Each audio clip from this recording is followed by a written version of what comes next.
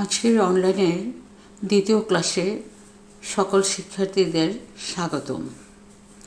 আজকের ক্লাসটি আমি প্রিপেয়ার করেছি inter first year, inter second year, honours first year স্টুডেন্টদের জন্য। আমি Ferdousi Akter, associate professor, geography and environment department, Mohammadpur কেন্দ্রীয় কলেজ। আজকে আমাদের আলোচনার বিষয়বস্তু অভিগমন। দেখি আমরা ক্লাসটা শুরু করি। অভিগমন। অভিগমন কাকে বলে? অভিগমন কি আমরা আগে জেনে নেই। আমরা স্লাইডে দেখতে পাচ্ছি, উল্লেখযোগ্য দূরত্বে মানুষের স্থায়ীভাবে গমনকে অভিগমন বলে। মিস্টার ক্লার্কের মতে, বাসস্থান পরিবর্তনের জন্য কোনো রাষ্ট্র বা কোনো দেশে আগমন বা দেশান্তর অথবা একই দেশের এক স্থান থেকে অন্য স্থানে গমনকে অভিগমন বলে। আবার লি বলেছেন, migration is a permanent or semi permanent change of residence. No restriction is placed upon the distance of the move. আবার জন ক্লার্ক বলেন, বাসস্থান পরিবর্তনের জন্য মানুষের কোনো রাষ্ট্র বা কোনো দেশে আগমন, দেশান্তর বা গমনকে আন্তর্জাতিক অভিগমন বলে। এরূপ বাসস্থান পরিবর্তন 1 বছর বা তদূর্ধ্ব এবং তার থেকেও কম হতে পারে। অর্থ, অভিগমনটা হচ্ছে মানুষ যখন বাসস্থান ত্যাগ করে এক স্থান থেকে অন্য স্থানে গমন করে, তখন সেটাকে বলা হয় অভিগমন। তবে সেই অভিগমনটা হতে পারে দেশের ভিতরে এক স্থান থেকে অন্য স্থানে, সেটাকে আমরা অভ্যন্তরীণ অভিগমন বলবো। আবার যে অভিগমনটা এক রাষ্ট্র থেকে অন্য রাষ্ট্রে, এক দেশ থেকে অন্য দেশে হবে, তখন সেটাকে আমরা আন্তর্জাতিক অভিগমন বলবো। তবে এই অভিগমনের সময়টা 1 বছর বা তার চেয়ে বেশি হতে পারে, আবার তার চেয়ে কাছাকাছি একটা সময় হবে। খুব অল্প দিনের জন্য যদি হয় তবে সেটাকে আমরা অভিগমন বলবো না। কেউ যদি বাংলাদেশ থেকে ভারতে বেড়াতে যায় 15 দিনের জন্য, সেটা হবে ট্যুর, সেটাকে আমরা অভিগমন বলবো না। এখন আমরা জেনে নেই অভিগমনের শ্রেণীবিভাগ। এখন অভিগমনের শ্রেণীবিভাগটা কি আমরা দেখতে পাচ্ছি, অভিগমনের শ্রেণীবিভাগ 2 প্রকার। একটা আভ্যন্তরীণ অভিগমন, আর একটা অভিগমন হচ্ছে আন্তর্জাতিক অভিগমন। তবে আগে একটু আলোচনা করেছি অভ্যন্তরীণ অভিগমনটা কি আর আন্তর্জাতিক অভিগমনটা কি।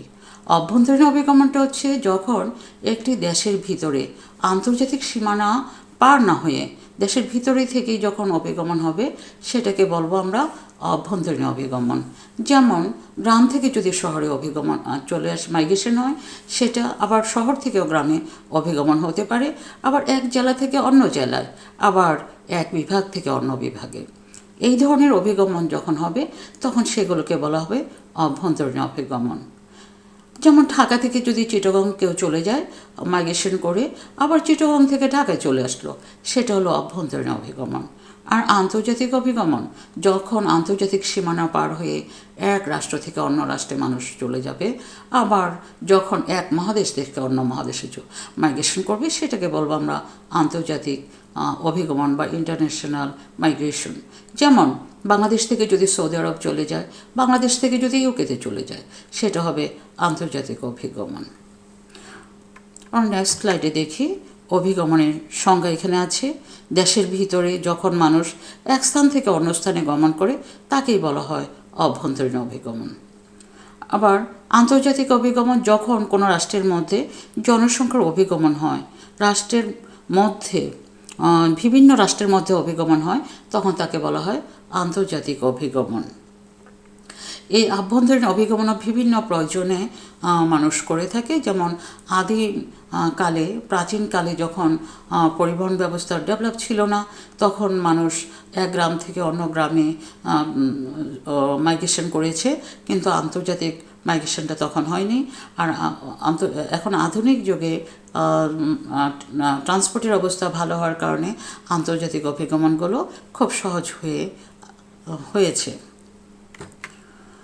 এই আন্তর্জাতিক অভিগমনের একটি ম্যাপ আমরা এখানে দেখতে পাচ্ছি। এখানে আমরা আন্তর্জাতিক অভিগমনগুলো সাধারণত যেসব দেশগুলোতে কর্মসংস্থানের সুযোগ বেশি আছে, যেখানে অর্থনৈতিক সুযোগ সুবিধাটা বেশি আছে, যেখানে শিক্ষার সুযোগ সুবিধা বেশি আছে, যেখানে জীবনযাত্রার মান উন্নত আছে, সেই সব অঞ্চলগুলোতে কম্পারেটিভলি কম উন্নত এলাকা থেকে, কম উন্নত রাষ্ট্রগুলো থেকে মাইগ্রেশন হচ্ছে। যেমন আমরা যদি এই আন্তর্জাতিক অভিগমনের ম্যাপটা দেখতে পাই, তবে দেখি এই যে ইউএসএ যুক্তরাজ্য থেকে অভিগমন করে চলে যাচ্ছে যুক্তরাষ্ট্রে, চলে যাচ্ছে মেক্সিকোতে, চলে আসছে দক্ষিণ আমেরিকাতে, চলে আসছে ব্রাজিলে, চলে আসছে আর্জেন্টিনায়, আবার এই যুক্তরাজ্য থেকে চলে আসছে অস্ট্রেলিয়াতে। আবার ভারত থেকে দেখা যাচ্ছে শিল্পোন্নত দেশ যেগুলো আছে, ইউকেতে চলে যাচ্ছে, ভারত থেকে চলে যাচ্ছে দক্ষিণ আফ্রিকাতে, মধ্য আফ্রিকাতে, আবার চলে আসছে দক্ষিণ পূর্ব এশিয়া অঞ্চলগুলোতে, সিঙ্গাপুর, এসব অঞ্চলগুলোতে। আবার যদি আমরা চায়না দেখি, চায়না থেকে মাইগ্রেশন করে এই রোডটা চলে আসছে কানাডায়, চলে আসছে ইউএসএ। আবার এই থেকে দক্ষিণ এশিয়া থেকে মাইগ্রেশন করে চলে আসছে এই আমেরিকা, ইউএসএ রাষ্ট্রগুলোতে, আবার চলে আসছে আফ্রিকায়, চলে আসছে দক্ষিণ আমেরিকা অঞ্চলগুলোতে। আর ইউরোপে দেখা যাচ্ছে রাশিয়া থেকে যে মাইগ্রেশনটা, এটা ওদের যে অঙ্গরাষ্ট্রগুলোর মধ্যে ভিতরে হয়েছে। তো এই মাইগ্রেশনগুলো, আন্তর্জাতিক মাইগ্রেশনগুলো সাধারণত এক মহাদেশ থেকে অন্য মহাদেশে হচ্ছে। তবে সেইটা হওয়ার পিছনে কারণ হচ্ছে যে দেশগুলো শিল্পোন্নত বেশি, যেই দেশে কর্মসংস্থানের সুযোগ সুবিধা বেশি, যেই দেশে অর্থনৈতিক সুযোগ সুবিধা বেশি, যেখানে মানুষের লাইফস্টাইল ডেভেলপ করার সুযোগ সুবিধা বেশি আছে, সেসব জায়গাগুলোতে, সেসব দেশগুলোতে কম্পারেটিভলি কম সুযোগ সুবিধা থেকে মানুষ সেই সুযোগ সুবিধার জন্যই মাইগ্রেশন করে থাকে। অভিগমনের কারণ, কেন মানুষ অভিগমন করে? এটা প্রাচীনকাল থেকে মানুষ অভিগমন করেছে, তবে বর্তমানে করছে। প্রাচীনকালে অভিগমনের সীমাবদ্ধতা ছিল, বর্তমানে অনেক অনেক বেশি অভিগমন হচ্ছে। কেন হচ্ছে আমরা একটু কারণটা দেখি। অভিগমনের পিছনে বহু কারণ রয়েছে। বিভিন্ন যুগে বিভিন্ন উদ্দেশ্যে মানুষকে অভিগমন করতে হয়েছে। তো এই সকল উদ্দেশ্যের মধ্যে অর্থনৈতিক উদ্দেশ্যই ছিল প্রধান। অনেক কারণে মানুষ অভিগমন করেছে, তবে অর্থনৈতিক যে কারণটা, এটা ছিল মেন। ভালো লাইফ লিভ করার জন্যে, নিরাপত্তার জন্যে মানুষ গতিশীল হয়েছে শুরু থেকেই। তবে অভিগমনের অনেকগুলো কারণ আছে, আমরা একটু কারণগুলো দেখি। আমরা নেক্সট স্লাইডে দেখতে পাচ্ছি অর্থনৈতিক কারণ আছে। অর্থ উপার্জন করার জন্য মানুষ এক জায়গা থেকে অন্য জায়গায়, যেখানে কর্মসংস্থানের সুযোগ বেশি আছে, অর্থনৈতিক সুযোগ বেশি আছে, সেই সব জায়গাগুলোতে মানুষ অভিগমন করে থাকে। যেমন আমরা স্লাইডে দেখতে পাচ্ছি, অভিগমনের অর্থনৈতিক কারণের মধ্যে রয়েছে পরোক্ষ অর্থনৈতিক কারণ, যেমন জীবনযাত্রার মান উন্নয়ন। জীবনযাত্রার মান উন্নয়ন করার জন্য, লাইফস্টাইল ডেভেলপ করার জন্য মানুষ অভিগমন করে থাকে। যেখানে গেলে তার বর্তমান জীবনযাত্রার মান থেকে আরেকটু ডেভেলপ লাইফ পাবে, সেখানে মানুষ মাইগ্রেশন করে। এবং ভূমি ও খাদ্যের সরবরাহের সীমাবদ্ধতা। যেখানে ভূমির পরিমাণ কম হবে, মাথাপিছু জমির পরিমাণ যদি কম হয়, তবে কৃষিকাজ করতে যেয়ে খাদ্য সরবরাহের পরিমাণ কম হবে। তখন খাদ্য সরবরাহের যদি সীমাবদ্ধতা হয়, তখন মানুষ বাধ্য হয়ে মাইগ্রেশনে যাবে উন্নত দেশগুলো, যেখানে তার এই প্রবলেমগুলো থাকবে না। আর শিল্পে ও পরিবহন ব্যবস্থার উন্নয়ন। যেখানে শিল্পের উন্নয়ন আছে, সেখানে কর্মসংস্থানের সুযোগ আছে, সেখানে অর্থনৈতিক সুযোগ সুবিধা বেশি আছে, সেখানে মানুষের জীবনযাত্রার মান ডেভেলপ করার সুযোগ সুবিধা আছে, মাথাপিছু আয় বাড়ার সুযোগ আছে। সেই কারণে আবার সেই কারণে দেখা যায় যে শিল্পের উন্নত দেশগুলোতে মানুষ মাইগ্রেশন বেশি করে। আবার পরিবহন ব্যবস্থার উন্নয়ন যদি হয়, তবে সেখানে শিল্পের উন্নয়ন করা সম্ভব, সেখানে পরিবহন ব্যবস্থার সাথে সব কিছুর উন্নয়ন নির্ভর করে। শিল্পের উন্নয়ন, ব্যবসা বাণিজ্যের উন্নয়ন, কৃষির উন্নয়ন, যে কোনো ধরনের উন্নয়ন, শিক্ষার উন্নয়ন, সব কিছু পরিবহন ব্যবস্থার উপর ডিপেন্ডেন্ট। এই জন্য দেখা যায় যেখানে পরিবহন ব্যবস্থার উন্নয়ন আছে সেখানে মানুষের সুযোগ সুবিধা বেশি আছে। এই কারণে মানুষ দেখা যায় উন্নত পরিবহন ব্যবস্থার দেশগুলোতে অভিগমন করে। নেক্সট স্লাইডে আমরা দেখি পরোক্ষ অর্থনৈতিক কারণ। এই কারণে এখানে এই স্লাইডে আছে গ্রামে কর্মসংস্থানের অভাব থাকায় মানুষ শহর অঞ্চলে অভিগমনে বাধ্য হয়েছে। গ্রাম তাকেই বলা হয় যেখানে ইকোনমিক অ্যাক্টিভিটিসটা থাকে primary economic activities. Primary economic activities বলতে বোঝায় যেখানে মানুষের পেশা হয় কৃষি বা পশুপালন, পশু পোলট্রি ফার্ম, ডেয়ারি ফার্ম, মাছ শিকার করা, মাছ পালন করা, এই ধরনের ইকোনমিক অ্যাক্টিভিটিসগুলো। এখানে যেসব গ্রামে এই ধরনের ইকোনমিক অ্যাক্টিভিটিস থাকায় সেখানে কর্মসংস্থানের অনেক মানুষের কর্মসংস্থান সেখানে নাই বললেই চলে। তখন বেকার লোকজন শহর অঞ্চলে, যেখানে ইন্ডাস্ট্রি ডেভেলপ যে এলাকাগুলো, সেসব অঞ্চলগুলিতে মানুষ কাজ করার জন্য মাইগ্রেশন করে চলে আসে।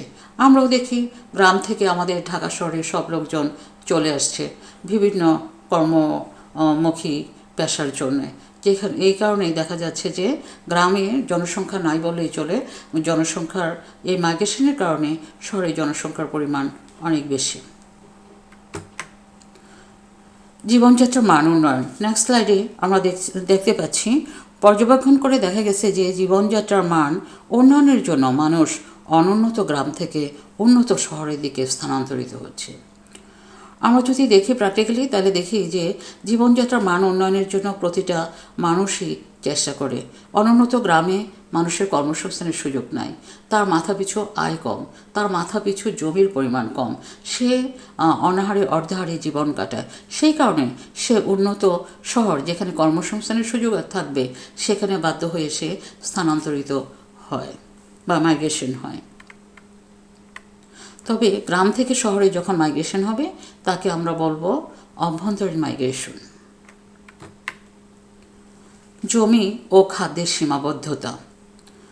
ভূমির সীমাবদ্ধতা মানুষের অর্থনৈতিক জীবনের উপর যথেষ্ট প্রভাব ফেলে। এক্ষেত্রে ভূমির অনুপাতে জনসংখ্যা বৃদ্ধি পায় এবং মাথাপিছু আয় কমে যায়, ফলে মানুষ অভিগমন করতে চায়। যদি ভূমির পরিমাণ সীমাবদ্ধ হয়, মানুষের তুলনায় ভূমির পরিমাণ কম হয়, তাহলে মাথাপিছু জমির পরিমাণ কমে যায়। এতে করে কৃষিকাজ কম হয় এবং জমিগুলো খণ্ড খণ্ড জমিতে রূপান্তরিত হয়। তখন সেই জমিগুলোতে বৈজ্ঞানিক পদ্ধতিতে চাষাবাদ করা যায় না, সেখানে ট্রাক্টর ব্যবহার করা যায় না, সেখানে পাম্প ব্যবহার করা যায় না। স্বভাবত কারণেই মাথাপিছু ফলন সেখানে কম হবে, মাথাপিছু আয় সেখানে কমে যাবে। তখন বাধ্য হয়ে মানুষ উন্নত লাইফ লিভ করার জন্যে তখন মানুষ মাইগ্রেশন করতে চায়। নেক্সট স্লাইডে আমরা দেখি শিল্পের উন্নতি। শিল্পের উন্নতি ও অভিগমনের একটি উল্লেখযোগ্য অর্থনৈতিক উপাদান। শহর এলাকায় শিল্প প্রতিষ্ঠিত হওয়ায় এবং কৃষিভিত্তিক নয় এমন সুযোগ সুবিধা বৃদ্ধি পাওয়ায় বিভিন্ন স্থানের মধ্যে অর্থনৈতিক অসমতা দেখা যায়। এই জন্য মানুষ স্থানান্তরিত হয়। শহরগুলো শিল্প উন্নয়ন থাকে, অর্থনৈতিক কর্মকাণ্ডটা শিল্পের উপর থাকে। শিল্প যেখানে থাকবে সেখানে ব্যবসা বাণিজ্য চলে আসবে। তো সেই কারণে সেখানে অর্থনৈতিক সুযোগ সুবিধা থাকে, কর্মসংস্থানের সুযোগ সুবিধা বেশি থাকে। সেই কারণে দেখা যায় যে সেখানে মানুষ গ্রামে যখন সুযোগ সুবিধা কম হবে, গ্রামে মানুষের পেশা হচ্ছে কৃষিভিত্তিক, সেখানে সুযোগ সুবিধা কম পায়, সেখানে কর্মসংস্থানের সুযোগ কম পায়।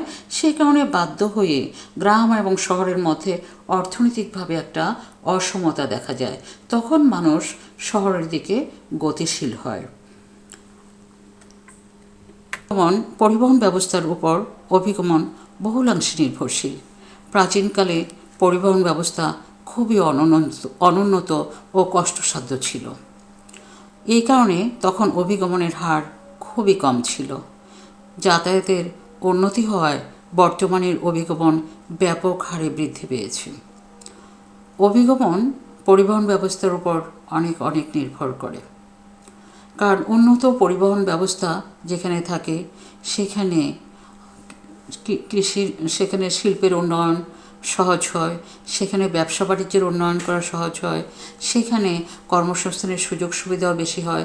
আমরা যদি বিশ্বের দিকে তাকাই তাহলে আমরা দেখতে পাই যেখানে উন্নত দেশ সেখানেই পরিবহন ব্যবস্থার উন্নয়ন। পরিবহন ব্যবস্থার উন্নয়ন উন্নতির একটি চাবিকাঠি। এই জন্যই দেখা যাচ্ছে পরিবহন ব্যবস্থার উন্নয়ন যেখানে, সেখানে কর্মসংস্থানের সুযোগ সুবিধা বেশি, সেখানে ব্যবসা বাণিজ্যের সুযোগ সুবিধা বেশি। এই কারণে অনুন্নত দেশগুলো থেকে উন্নত দেশগুলোতে মানুষ মাইগ্রেশন করছে। আর প্রাচীনকালের কথা যদি আমরা বলি তাহলে পরিবহন ব্যবস্থা খুবই অনুন্নত ছিল। তখন পরিবহন ব্যবস্থায় গাড়ি ছিল না, তখন গরুর গাড়ি, ঘোড়ার গাড়ি এগুলো মানুষ ব্যবহার করত। তখন এই মাইগ্রেশনের পরিমাণ খুবই সীমিত ছিল। এক গ্রাম থেকে অন্য গ্রামে আন্তর্জাতিক মাইগ্রেশনের কথা তখন কল্পনাই করা যায়নি। আর আজকের পরিবহন ব্যবস্থার উন্নয়নের সাথে সাথে আমাদের পৃথিবী হয়ে আসছে ছোট। যেমন আমরা পরিবহন ব্যবস্থা ডেভেলপের জন্য বাংলাদেশ থেকে চলে যাই আমরা ইউকেতে, বাংলাদেশ থেকে চলে যাই আমেরিকা, বাংলাদেশ থেকে চলে যাই অস্ট্রেলিয়া। এরকমভাবে পরিবহন ব্যবস্থা ডেভেলপ যেখানে আছে সেখানেই মাইগ্রেশনগুলো বেশি হয়ে থাকে যাতায়াতের বৃদ্ধির সাথে। এই কারণে বলা যায় যে মানুষের অভিগমন অনেকটাই রিলেটেড। নেক্সট স্লাইডে আমরা দেখতে পাচ্ছি জনসংখ্যা বৃদ্ধির দরুন। জনসংখ্যা বৃদ্ধির দরুন ও অভিগমনের মানুষ বাধ্য হয়।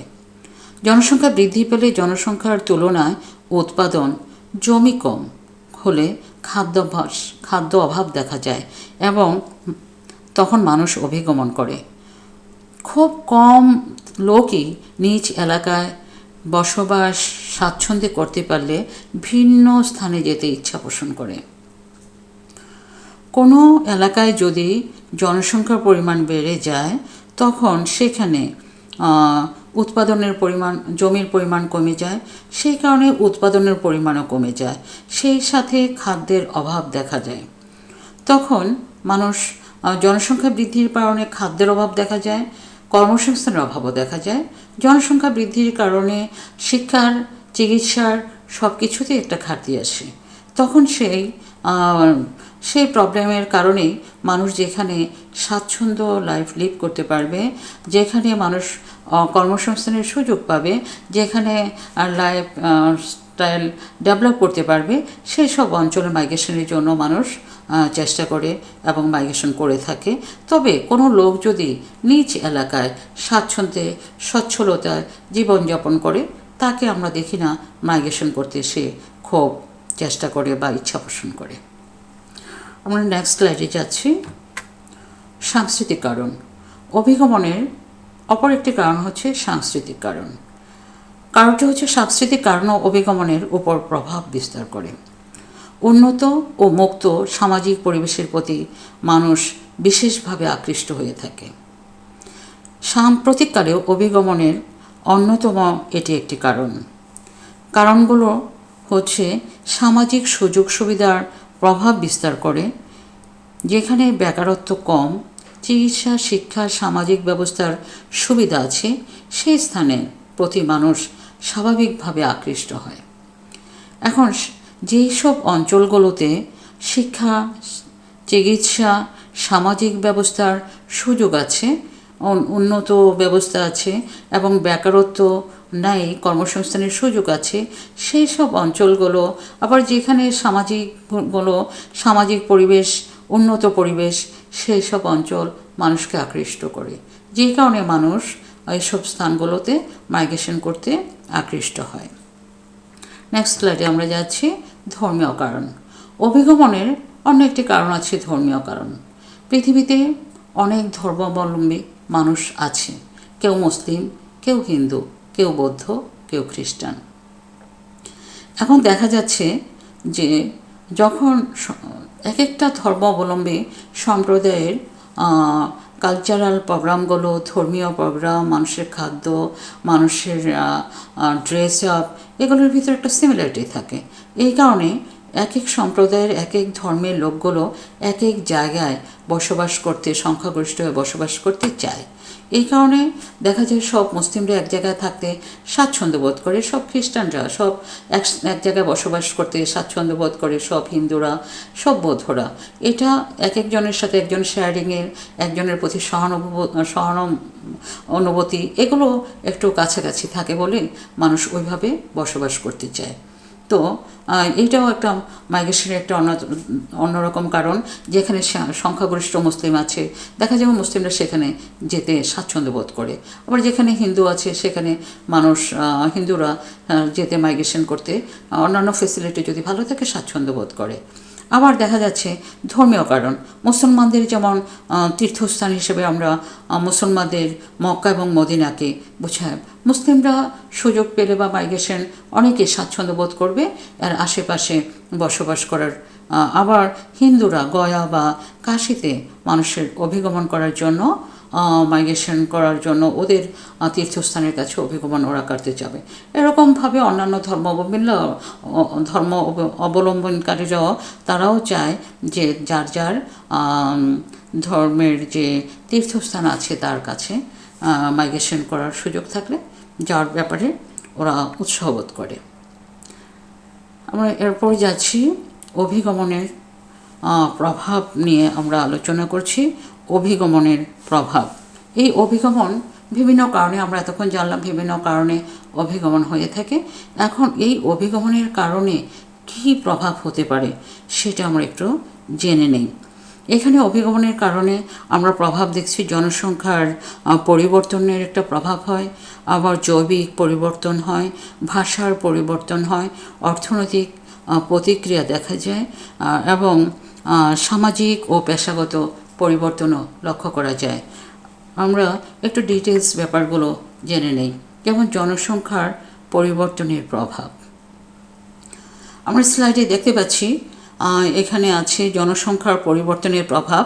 জনসংখ্যার অভিগমনের কারণে পরিত্যক্ত ও আগত উভয় স্থানে জনসংখ্যার পরিবর্তন ঘটে।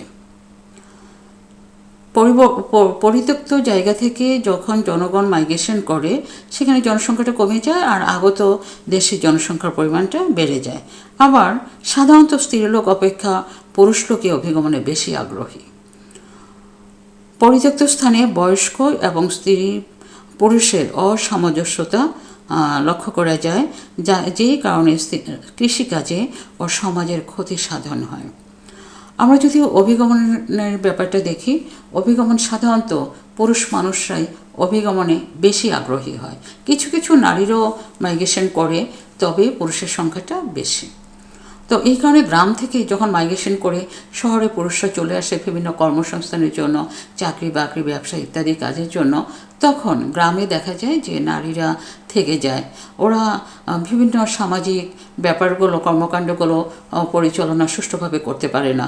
এতে করে সমাজের কিছুটা উন্নয়নের ব্যাপারে বাধাগ্রস্ত হয়। আবার পুরুষরা উন্নত শিক্ষার জন্য বা উন্নত পেশার জন্য এক দেশ থেকে অন্য দেশে আন্তর্জাতিক অভিগমন করে চলে যায়। যেমন বাংলাদেশে আমরা দেখতে পাই অনেকে সৌদি আরব চলে যায়, অনেকে ইউকেতে চলে যায়, বিভিন্ন দেশে চলে যাচ্ছে। তো চলে যাওয়ার কারণে নারীরা তাদের যে ফ্যামিলি মেম্বার, হাজব্যান্ড ওয়াইফ, দেখা যাচ্ছে ওয়াইফরা গ্রামে থাকছে, ওরাও চলে যাচ্ছে। এতে করেও মানে গ্রামে বা পরিত্যক্ত অঞ্চলগুলোতে নারী পুরুষের যে একটা ব্যালেন্স থাকার কথা সেটা থাকছে না। এই কারণে সমাজে কিছুটা বিশৃঙ্খলাও দেখা যায়। আমরা নেক্সট স্লাইডে দেখতে পাচ্ছি জৈবিক পরিবর্তন। পরিত্যক্ত ও আগত উভয় স্থানেই জনস্বাস্থ্যের উপর জৈবিক পরিবর্তন লক্ষণীয়। নতুন পরিবেশ অধিকাংশ ক্ষেত্রে স্বাস্থ্যের জন্য ক্ষতিকর। এছাড়া নবাগত শহরে এসে উন্মুক্ত স্থান ও আলো বাতাসের অভাব বোধ করে। এটা হচ্ছে মানুষ এক একজন এক একটা পরিবেশে থেকে অভ্যস্ত। যদি এরকম হয় শীতপ্রধান অঞ্চল থেকে কোনো জনসংখ্যা মাইগ্রেশন করে গ্রীষ্মপ্রধান ট্রপিক্যাল অঞ্চলে আসে, তবে শীত থেকে এসে এই টেম্পারেচারটা তার অ্যাডজাস্ট করা অনেক কঠিন। আবার যদি গ্রীষ্ম প্রধান বা ট্রপিক্যাল অঞ্চলের জনসংখ্যা যদি শীত প্রধান অঞ্চলগুলোতে চলে যায়, তাহলে সেখানেও ওই শীতটা অ্যাডজাস্ট করা তার জন্য খুব কঠিন। তখন দেখা যায় এই টেম্পারেচার অ্যাডজাস্ট করতে যেয়ে অনেকের স্বাস্থ্যের ক্ষতি হয়ে থাকে। আবার কোনো গ্রামের লোক যদি শহরে আসে, গ্রামের খোলামেলা উন্মুক্ত পরিবেশে সে বিচরণ করে অভ্যস্ত, সে যদি শহরে আসে তখন দেখা যায় বদ্ধ জায়গায় তার আলো বাতাস না থাকার কারণে বদ্ধ জায়গায় বসবাস করার জন্য সে অস্বস্তি বোধ করে, তখন তার স্বাস্থ্যে ক্ষতি হওয়ার সম্ভাবনা থাকে। নেক্সট স্লাইডে আমরা দেখছি ভাষার পরিবর্তন। এই পৃথিবীতে অনেক ভাষা আছে, তো এই ভাষার পরিবর্তন মাইগ্রেশনের কারণে ভাষার পরিবর্তন করতে হয়। যেমন আমরা স্লাইডে দেখতে পাচ্ছি, নতুন স্থানে এসে অধিকাংশ ক্ষেত্রে ভাষার পরিবর্তন করতে হয়, কারণ বিভিন্ন কাজে নতুন স্থানের ভাষা ব্যবহার করতে হয়। ভাষার পরিবর্তন, পৃথিবীতে অনেক ভাষা আছে, এক এক দেশে সাধারণত ভাষার পার্থক্য দেখা যায়। তো এখন বাংলাদেশ থেকে মানুষ যদি ইউকেতে চলে যায়, জনসংখ্যা যদি ইউকেতে যায় বা আমেরিকা যায়, দেখা যাবে সেখানের ভাষা হচ্ছে ইংরেজি, বাংলাদেশের জনসংখ্যার ভাষা বাংলা। এখন ইউকেতে যে বাংলা বললে তাকে হবে না, তাকে ইংলিশ ভাষাই তাকে শিখতে হবে বিভিন্ন কর্মকাণ্ডে, সেখানে চাকরি বাকরি, ব্যবসা, পড়াশোনা যেটাই করুক না কেন। এই জন্য মাইগ্রেশনের কারণে ভাষার পরিবর্তন হয়ে থাকে। আবার ইউকের লোক যদি বাংলাদেশে চলে আসে, আবার ইউকের লোক যদি আরবে চলে যায়, বা আরবের লোক বাংলাদেশ বা বাংলাদেশের লোক আরবে চলে গেল, সেখানে যে অ্যারাবিয়ান ভাষা তাদেরকে শিখতে হবে। এই জন্য অর্থনৈতিক কর্মকাণ্ড বা চাকরি বাকরি, ব্যবসা বাণিজ্য, এইসব কাজগুলো করার জন্য ভাষা হলো একটি শক্তি। এই জন্য ভাষার পরিবর্তন করতেই হয়। যেমন আমরা এখানে দেখতে পাচ্ছি বাঙালি আর চায়না দুজনের ভিতরে একটা সম্পর্ক। এই দুজন যদি কোনো কাজ করতে যায়, ব্যবসা বাণিজ্য, তখন চায়না লোককে বাংলাদেশের ভাষা শিখতে হবে, বাংলা ভাষা শিখতে হবে, আর বাংলাদেশের লোকে চায়না ভাষা শিখতে হবে, তবেই তাদের কাজ সহজভাবে পরিচালনা করা সম্ভব হবে। অর্থনৈতিক প্রতিক্রিয়া। এই স্লাইডে আমরা দেখতে পাচ্ছি অর্থনৈতিক প্রতিক্রিয়া। মানুষ বাসস্থান ত্যাগ করে নতুন স্থানে চলে গেলে তাদের মূলধন ও স্থান ত্যাগ করে এবং আর্থিক প্রতিক্রিয়ার সৃষ্টি করে। উন্নত স্থানে গমন করলে আর্থিক উন্নতি হয়, কিন্তু অনুন্নত স্থানে গমন করলে আর্থিক ক্ষতি হয় এবং নতুন স্থানে অধিক লোক আশায় চাকরি, কাজকর্ম বা ব্যবসা বাণিজ্যের ক্ষতি হয়। যখন এই মাইগ্রেশনের কারণে অনেক সময় অর্থনৈতিক প্রতিক্রিয়া দেখা যায়। যখন কোনো মানুষ বাসস্থান ত্যাগ করে অন্য স্থানে চলে যায়, তখন তার মূলধন বা স্থান ত্যাগ করার কারণে আর্থিকভাবে কিছুটা প্রতিক্রিয়ার সৃষ্টি হতে পারে। আবার উন্নত স্থানে গমন করলে, মাইগ্রেশনে যদি কোনো মানুষ উন্নত স্থানে গমন করে, মাইগ্রেশনটা যদি তার নিজ এলাকা থেকে উন্নত স্থানে হয়, তখন আর্থিক সুযোগ সুবিধা বেশি পায়, তবে তার আর্থিক উন্নতি হবে।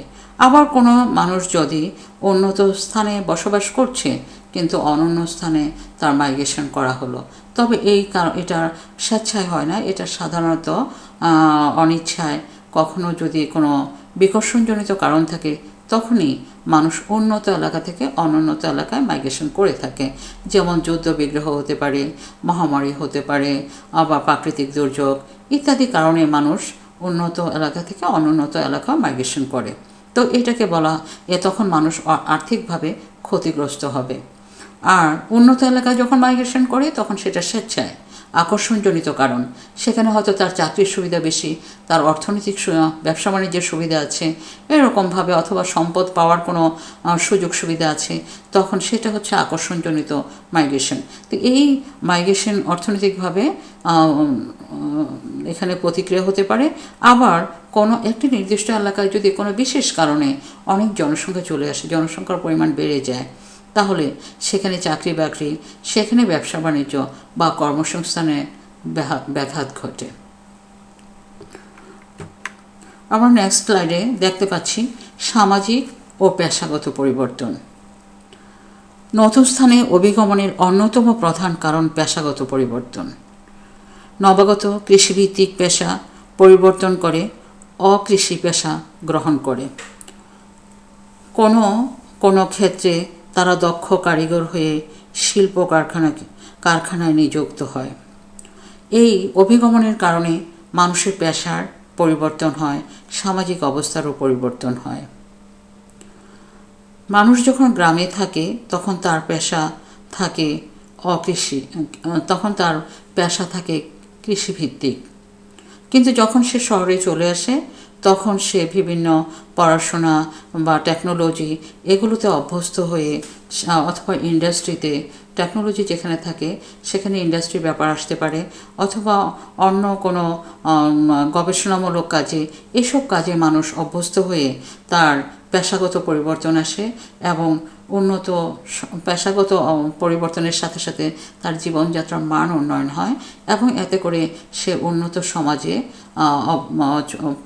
বসবাস করার একটা সুযোগ পেয়ে যায়। এতক্ষণ আমরা আলোচনা করলাম অভিগমনের সংজ্ঞা, কাকে বলে, অভিগমনটা কী, তারপর অভিগমনের কারণ, কী কী কারণে অভিগমন হয়ে থাকে। এতক্ষণ আলোচনা করা হলো অভিগমনের প্রভাব, অভিগমনের কারণে কি কি প্রভাব হয় বা ফলাফল। তোমাদের যদি কোশ্চেন আসে অভিগমনের প্রভাব, তোমরা যে অ্যান্সার করবে, আর যদি বলা হয় অভিগমনের ফলাফল কি, তোমরা একই অ্যান্সার করবে। এখন তোমাদের জন্য একটি বাড়ির কাজ দেওয়া হচ্ছে। বাড়ির কাজটা তোমরা ভালো করে উদ্দীপকটা পড়বে, পড়ে উত্তরগুলো রেডি করবে।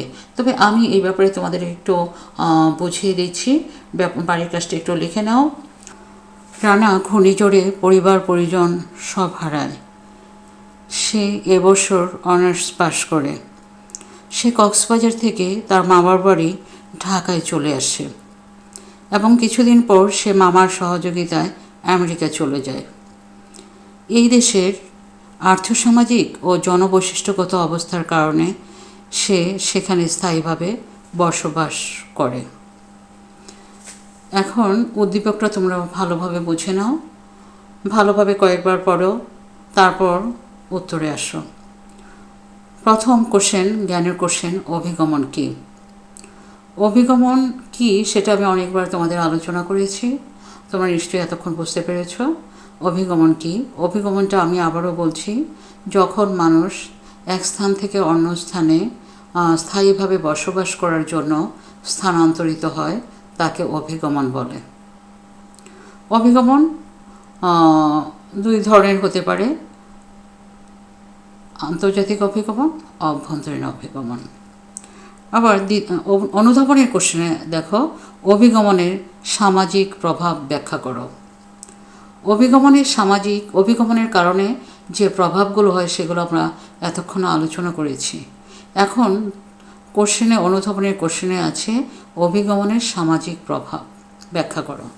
এখন এই প্রভাবগুলির ভিতরে দেখো আলোচনা করেছিলাম একটু আগেই, সামাজিক ও পেশাগত পরিবর্তন।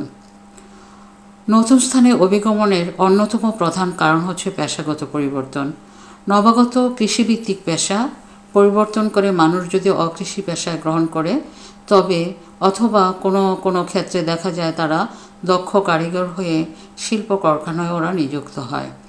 অভিগমনের কারণে মানুষের যখন পেশার পরিবর্তন হবে, সামাজিকভাবে তার অবস্থানের পরিবর্তন ঘটে।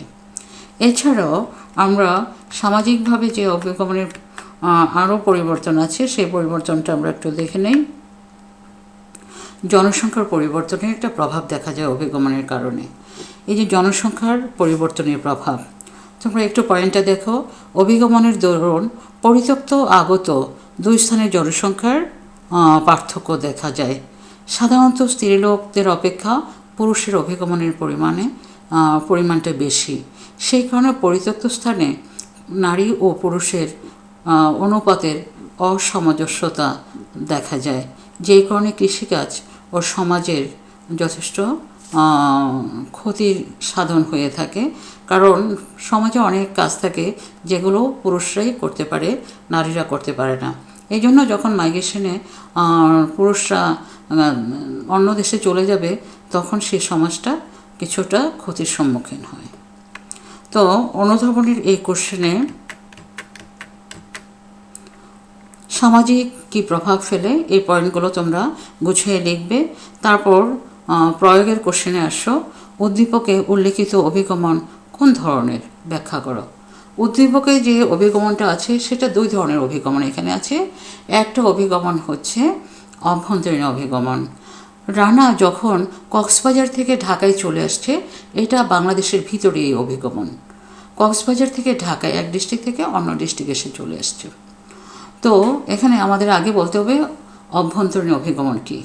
সংজ্ঞাটা আগে তোমরা দিবে যে যখন একটা অভিগমন একটা দেশের ভিতরেই এক ডিস্ট্রিক্ট থেকে অন্য ডিস্ট্রিক্টে, এক বিভাগ থেকে অন্য বিভাগে হয়, তখন সেটাকে বলা হয় অভ্যন্তরীণ অভিগমন। তো সেই প্রেক্ষিতে আমরা বলতে পারি রানার এই অভিগমনটা অভ্যন্তরীণ অভিগমন, কারণ সে কক্সবাজার থেকে ঢাকায় চলে আসছে, সেটা দেশের ভিতরেই। আর সেকেন্ড যে অভিগমনটা, সে তার মামার সহযোগিতায় আমেরিকা চলে যায়। এটা বাংলাদেশ হচ্ছে এশিয়া মহাদেশে, আর আমেরিকা সেটা অন্য একটা মহাদেশ। তো এক মহাদেশ থেকে অন্য মহাদেশে তার মাইগ্রেশন হলো। তাহলে আমরা অভিগমন যখন শ্রেণীবিভাগ পড়েছিলাম, আমরা পড়েছিলাম অভিগমন দুই ধরনের হয়, একটা অভ্যন্তরীণ অভিগমন আর একটা হচ্ছে আন্তর্জাতিক অভিগমন। তো এই আন্তর্জাতিক অভিগমনের সংজ্ঞাটা হচ্ছে এক দেশ থেকে অন্য দেশে যদি মাইগ্রেশন হয়, অথবা এক মহাদেশ থেকে অন্য মহাদেশে যদি মাইগ্রেশন হয়, তবে সেটাকে বলা হয় আন্তর্জাতিক অভিগমন। তো সেই প্রেক্ষিতে আমরা রানার ঢাকা থেকে আমেরিকা চলে যাওয়াটাকে আমরা আন্তর্জাতিক অভিগমন বলতে পারি। এখন আমরা উচ্চতর দক্ষতার কোশ্চেনে চলে আসি। উদ্দীপকে উল্লিখিত রানার বিদেশে স্থায়ীভাবে বসবাসের কারণ বিশ্লেষণ করো। রানা স্থায়ীভাবে আমেরিকা যেয়ে বসবাস শুরু করলো, এটা কোন ধরনের অভিগমন? এটা আন্তর্জাতিক অভিগমন। তো এখন এই যে চলে গেল, অভিগমনের কিছু কারণ আছে। মানুষ কারণগুলো যদি তার আকর্ষণীয় হয়, তখন মানুষ স্বেচ্ছায় অভিগমন করে।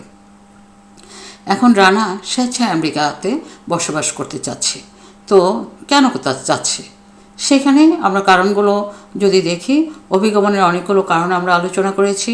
তো সেই কারণগুলোর মধ্যে থেকে তার কী কারণগুলো সে কী কারণে সে মাইগ্রেশন করছে, এই ব্যাপারগুলো যদি আমরা দেখি, আমরা দেখব বাংলাদেশের তুলনায় আমেরিকা অর্থনৈতিকভাবে অনেক উন্নত। তারা শিল্প উন্নত দেশ, সেখানে কর্মসংস্থানের সুযোগ সুবিধা অনেক বেশি আছে, সেখানে অর্থনৈতিক সুযোগ সুবিধা বেশি আছে। সেখানে গেলে তার লাইফস্টাইল ডেভেলপ হবে। সেখানে যদি সে যায়, তার শিক্ষার সুযোগ সুবিধা, উন্নত শিক্ষার ব্যবস্থা পাবে, সেখানে গেলে উন্নত ট্রিটমেন্ট পাবে, সেখানে গেলে জীবনের নিরাপত্তা পাবে, ইত্যাদি ফ্যাসিলিটিগুলোর জন্য সে বাংলাদেশ না থেকে স্থায়ীভাবে আমেরিকা বসবাস করার জন্য সে ঠিক করেছে।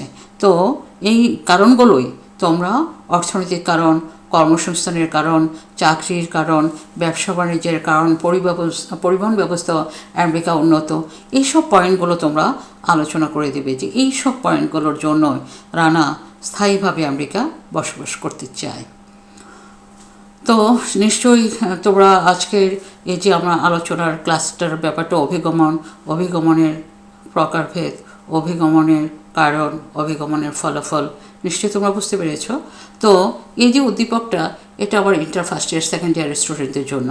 আর ইন্টার সেকেন্ড ইয়ার যারা আছো, তারা তো যে কোনো টাইমে তোমাদের পরীক্ষা হবে। এই ক্লাসগুলো খুব যত্ন করে পড়াগুলো তোমরা শেষ করে প্রিপারেশন নেবে ফাইনাল পরীক্ষার জন্যে। আর যারা ফার্স্ট ইয়ার আছো, তোমাদের ইয়ার ফাইনাল পরীক্ষা যে কোনো টাইমেই হবে। তো তোমরা ইয়ার ফাইনাল পরীক্ষার জন্য এই পড়াগুলো পড়ে প্রিপারেশান নিয়ে পরীক্ষার জন্য রেডি হবে। আর অনার্স স্টুডেন্টদের জন্য বলছি, তোমাদের বাড়ির কাজটা তোমাদের জন্য না, এর আগ পর্যন্ত তোমাদের। তো এতক্ষণ আমার সাথে থাকার জন্য থ্যাংক ইউ সো মাচ। ভালো থেকো, বাড়িতে থাকো, সুস্থ থাকো, এই প্রত্যাশা করছি।